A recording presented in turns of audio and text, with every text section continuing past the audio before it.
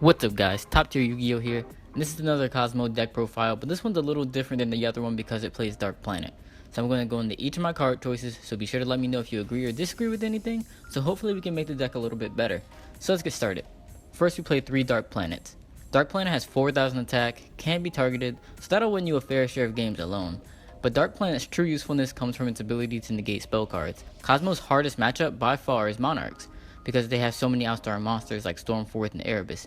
However, Dark Planet gives Kozmos a direct counter to Monarchs. If you can negate their spell cards, usually they're going to have a lot of trouble playing the game. So if you can summon Dark Planet and Dark Lady, that's definitely going to be, game. The reason you want to play 3 is because the most efficient way to summon it is to banish another Dark Planet from your hand. It's usually going to be a neg 2 to summon planet if you banish 2 other monsters, but it can be only a neg 1 if you banish another planet, which is not amazing, but it's better than a neg 2. And there are numerous ways to get multiple planets to your hand, such as destroying Kozmo Town, using Tincan, and sending it to the graveyard with Tincan, and then adding it back to your hand using Herald of the Pure Light. 3 Dark Destroyers because it makes the deck so much more consistent because you can either destroy your opponent's cards, or you can destroy your own monsters, and then have them float into other Kozmo monsters. So essentially it's 3 more copies of all of your other Kozmos, on top of being 3,000 attack and untargetable. Only one Forerunner. Forerunner's main purpose is really just to sit there and not be targeted, but the life point gain is nice sometimes. And it's one of those cards that, is never bad to see, but it's also never something that you specifically need either. 2 Landwalker. I added the second one because the effect is just so useful for protecting all your boards. It's just very hard for your opponent to handle Landwalker and Tincan, or Landwalker and Dark Lady, Landwalker, Dark Planet. It's just really hard for your opponent to deal with Landwalker, especially when you have Kozmo Town or a lot of Kozmo monsters on the field. And it's also important to note that the effect is not once per turn, so you can keep doing that until you run out of Kozmo cards, which is pretty hard to do when you have a bunch of floaters. 2 SLIPRIDER. I'm pretty torn on whether I should play 2 or 3, but it's very good for combos. Like, you need it for your Fire King Island combos and for some Dark Planet combos because you can destroy, Dark Planet or Kozmo Town to get their effects. But it isn't very good on its own. It doesn't float into level 5s, which is important for this deck because all your best monsters are level 5. So, like, you want to be able to float into Delta Shuttle for your Fire King Island combos. You want to float into Dark Lady because it's good. And also you want to float into SLIPRIDER sometimes off of a Kozmojo because it's a way to get a few pluses. 1 Delta Shuttle for combos, stacking your graveyard for SWORDTROOPERS and Dark Planet. 2 Dark Ladies. This is the card that really makes Kozmo so good, other than Dark Destroyer that is. But Lady makes the deck so much more powerful because most decks right now require monster effects to function, so having a searchable answer to those gives Kozmos a big edge. 3 Tincan because it's the best standalone pilot. Most of the other pilots need some sort of setup. You need something in the graveyard, something banished, it has to be the battle phase.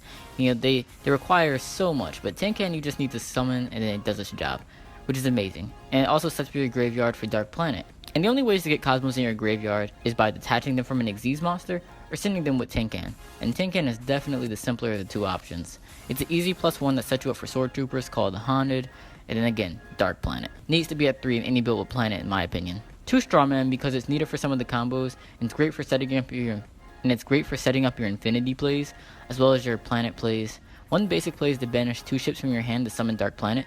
Then you normal summon Strawman, use the effect to special summon 1 of those ships, and then during your end phase that ship will be destroyed, and allowing it to float into a tin can, and thus setting up your graveyard for Dark Planet. Next I play 2 SWORDTROOPERS, one of my favorite pilots because it lets you make rank 3s, which are the bread and butter of this deck.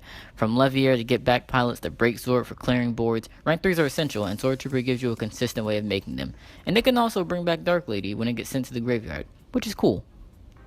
1 FARMGIRL because having access to it allows for so many OTKs.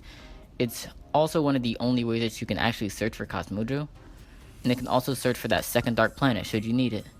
You rarely want to draw it because its effect is pretty hard to resolve with Monarchs, with a Prime Monarch around.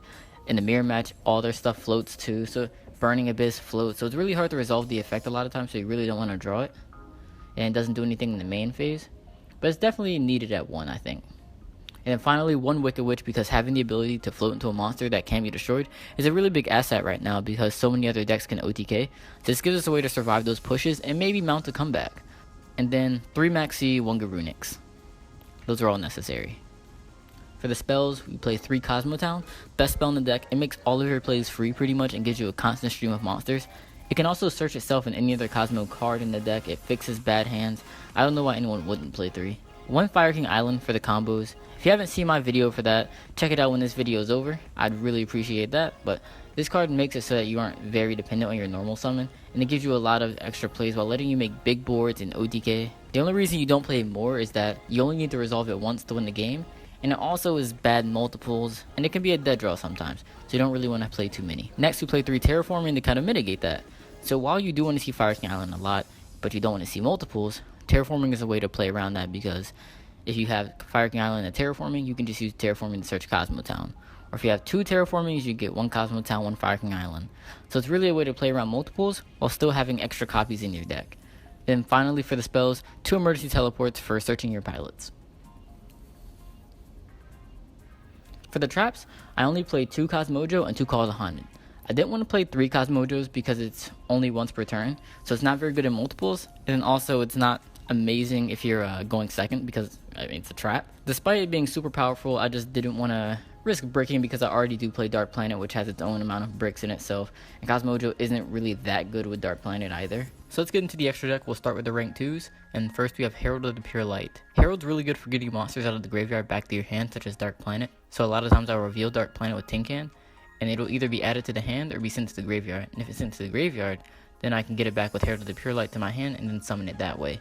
It's also good for shuffling the Garunix back to your deck if you happen to draw it, or you can shuffle it back if you add it to your hand with Fire King Island, allowing you to use Fire King Island again. Next we have Gachi. It's a pretty good defensive monster. It's hard to get off the field, and then adding up to 400 attack to your Dark Lady and Cyber Dragon Infinity are really insane. And having Dark Lady at 2600 just makes it so much harder to get off the board. And you can get your Dark Planet up to 4400 as well if 4000 wasn't enough. Then finally for the rank 2s we have Sky Cavalry Centuria, and it's just a really good out to cards like Beatrice, Dark Destroyer, other ships, things that you wouldn't normally be able to get around. For the rank 3s, first we have Dante, which is mostly for cherries, but I go into it sometimes as well if I need to fill the graveyard for Dark Planet or if I have a Call of the Haunted. So you summon it sometimes, but mostly just for cherries. 1 Grand Pulse for popping back row, useful in some combos. Same with Break Swords, good for popping cards, also in some combos. 2 LEVIAIR, I probably go into this the most, because you go into it for a lot of your combos, and then you also need it sometimes late game just to kind of recover your plays. It's never really bad, and SWORDTROOPERS makes it live pretty easily. And then finally for the rank 3s, we have 1 GIGA-BRILLIANTE and 1 Digital Bug CORERAGE. I just started playing this pretty recently, but I've been loving it. I mean, it's an out to Prime Monarch. Shuffling it back to the deck is really the most efficient way to deal with it. It also outs Beatrice and pretty much anything your opponent puts in defense. And the cool thing about it is that if a monster on the field changes its battle position, it can add an insect monster from your graveyard to itself as Xyz material. So you can always get back that GIGA-BRILLIANTE as Xyz, and if you have Max C, you can add that as material. So you can keep getting more and more material, and really forces your opponent to not summon monsters in defense. And summoning things like Beatrice in attack really makes it a lot easier to get over. Next we have Cyber Dragon Nova and Cyber Dragon Infinity. I mean, those are obviously what you go into a lot. 1 Artifact Durandal. I really like summoning Durandal when I have a Kozmo Town on the field, because it pretty much turns my opponent's card effects into searches for me. And the shuffle effect is also really useful when you dead draw Garunix and other bad hands. And sometimes you can use it aggressively when you're playing against something like Kozmo, where they're gonna banish a pilot to special summon a ship out their hand. You can shuffle that ship back to their deck, and then they might not have the same one. Like when that play is obvious, like they have a Dark Destroyer or a Dark Lady, you can shuffle it back to the deck and they probably won't draw it again.